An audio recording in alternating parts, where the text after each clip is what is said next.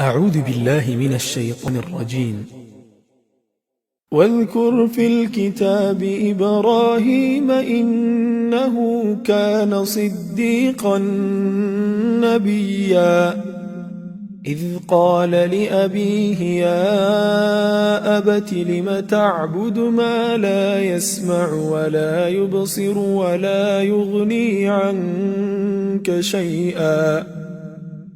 يا أبت إني قد جاءني من العلم ما لم يأتك فاتبعني أهدك صراطا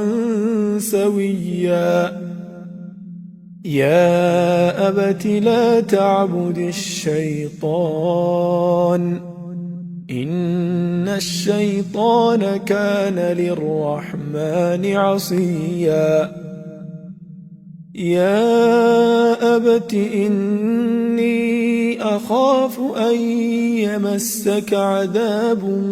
من الرحمن فتكون للشيطان وليا قال أراغب أنت عن آلهتي يا إبراهيم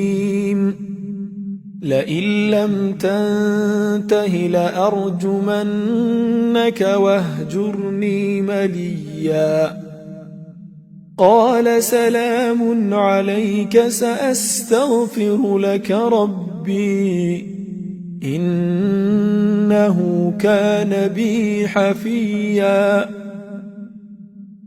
وأعتزلكم وما تدعون من دون الله وأدعو ربي عسى ألا أكون بدعاء ربي شقيا فلما اعتزلهم وما يعبدون من دون الله وهبنا له إسحاق ويعقوب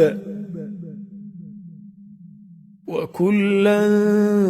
جعلنا نبيا ووهبنا لهم من رحمتنا وجعلنا لهم لسان صدق عليا